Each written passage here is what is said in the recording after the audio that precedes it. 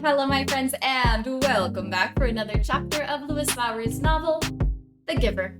Today, we are on chapter 22. Now, the landscape was changing. It was a subtle change, hard to identify at first. The road was narrower and bumpy, apparently no longer tended by road crews. It was harder, suddenly, to balance on the bike as the front wheel wobbled over stones and ruts. One night Jonas fell when the bike jolted to a sudden stop against a rock. He grabbed instinctively for Gabriel, and the new child, strapped tightly in his seat, was uninjured, only frightened when the bike fell to its side. But Jonas's ankle was twisted, and his knees were scraped and raw, blood seeping through his torn trousers. Painfully, he righted himself and the bike and reassured Gabe. Tentatively, he began to ride in daylight. He had forgotten the fear of the searchers, who seemed to have diminished into the past. But now there were new fears. The unfamiliar landscape held hidden, unknown perils. Trees became more numerous, and the forests beside the road were dark and thick with mystery. They saw streams more frequently now and stopped often to drink. Jonas carefully washed his injured knees, wincing as he rubbed the raw flesh. The constant ache of his swollen ankle was eased when he soaked it occasionally in the cold water that rushed through roadside gullies. He was newly aware that Gabriel's safety depended entirely upon his own continued strength. They saw their first waterfall, and, for the first time, wildlife. "Plane! Plane!" Gabriel called, and Jonas turned swiftly into the trees, though he had not seen planes in days, and he did not hear an aircraft engine now. When he stopped the bicycle in the shrubbery and turned to grab Gabe, he saw the small, chubby arm pointing toward the sky. Terrified, he looked up. But it was not a plane at all. Though he had never seen one before, he identified it from his fading memories, for the giver had given them to him often. It was a bird. Soon, there were many birds along the way, soaring overhead, calling.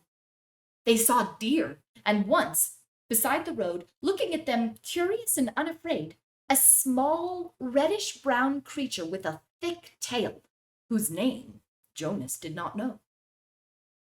He slowed the bike, and they stared at one another until the creature turned away and disappeared into the woods. All of it was new to him. After a life of sameness and predictability, he was awed by the surprises that lay beyond each curve of the road.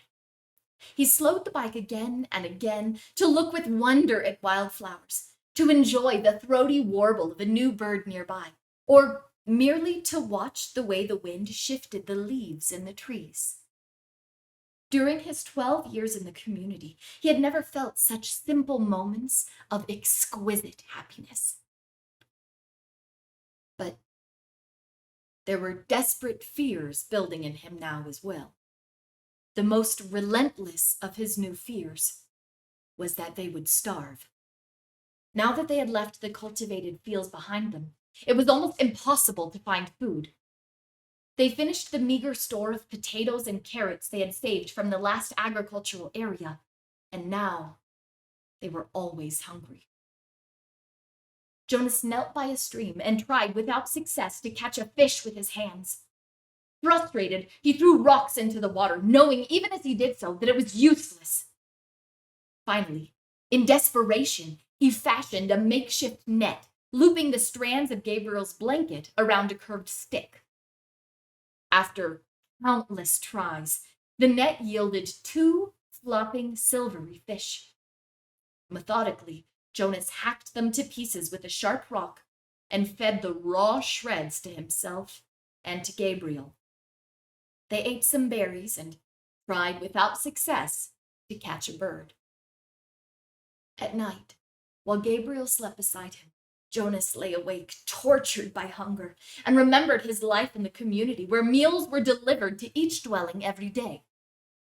He tried to use the flagging power of his memory to recreate meals and managed brief, tantalizing fragments. Banquets with huge roasted meats, birthday parties with thick frosted cakes, and lush fruits picked and eaten, sun-warmed and dripping from the trees.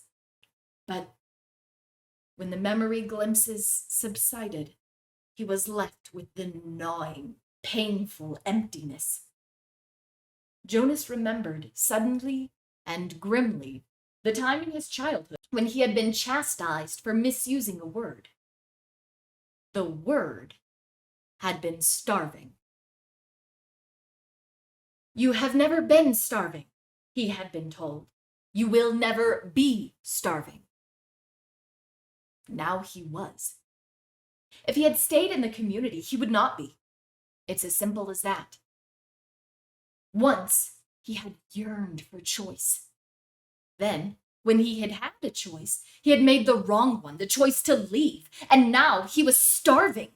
But if he had stayed... His thoughts continued. If he had stayed, he would have starved in other ways. He would have lived a life hungry for feelings, for color, for love.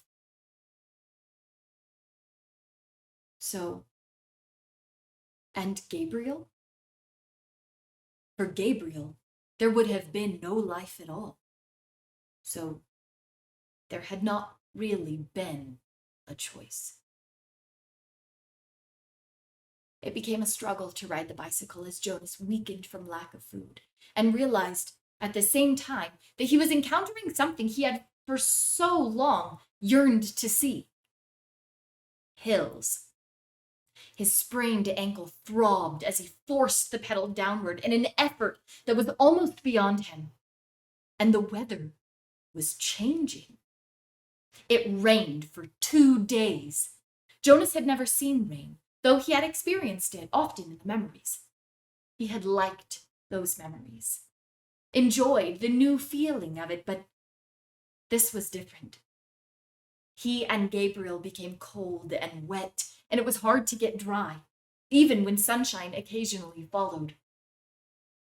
Gabriel had not cried during the long, frightening journey. Now he did.